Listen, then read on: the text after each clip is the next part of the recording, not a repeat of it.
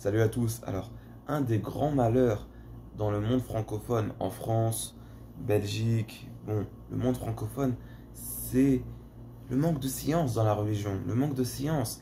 Et avec cela, des gens qui parlent et sans science et qui propagent des innovations religieuses, etc. Par exemple, quelqu'un comme Tariq Ramadan, même quelqu'un comme Tariq Ramadan, il l'appelle professeur, je ne sais quoi. Subhanallah, lui aussi, il dit n'importe quoi parfois. Je dis pas, subhanallah, ces affaires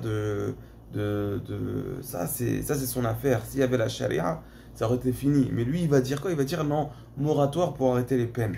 C'est n'importe quoi. Subhanallah, subhanallah. À un moment, faut juste admettre la vérité. Il faut pas ajouter sur la vérité. Peut-être que la vérité, bon, c'est quelque chose de grand. Moi, je fais des erreurs, je me cache. Subhanallah, je me cache.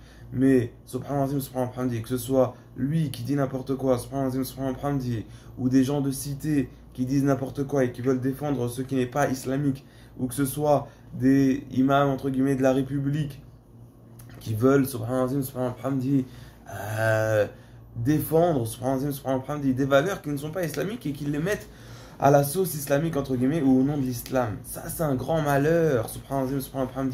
Ferme ta bouche si c'est pas pour dire de la vérité, de la lumière, du bien, subhanallah, subhanallah. Ferme ta purée de bouche ou ferme ta bouche, subhanallah, subhanallah.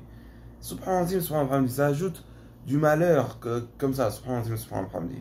Et une chose que je veux dire à tous les croyants et toutes les croyantes, même si subhanallah, subhanallah, tu es seul, fais la chose, subhanallah, subhanallah. Ça, c'est quelque chose qui est très important. Fais la chose si tu la vois qu'elle a un fondement dans le Coran et dans la Sunna, alors fais-le même si tu es seul. Et Allah subhanahu wa ta'ala, inshallah, il va te faire rejoindre des gens qui sont comme toi, subhanahu wa ta'ala.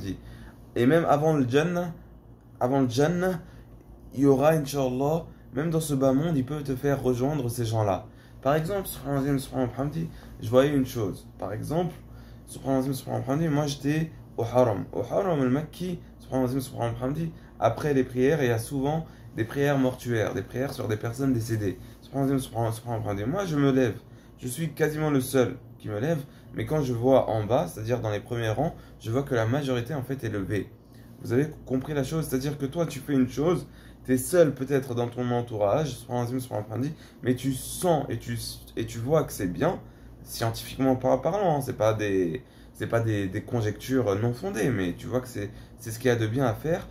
En vérité, tu vas le faire, Inch'Allah, tu peux le faire, et tu vas voir en fait que d'autres gens le font de façon normale. Par exemple, tu jeûnes, tu es seul dans ton entourage, tu te rends compte qu'en fait, il y a des milliers de gens qui jeûnent, etc., etc. Faire la prière dans ton école, dans ton travail, etc., tu es seul, mais tu te rends compte que c'est la norme chez d'autres. Subhanallah, salam alaikum.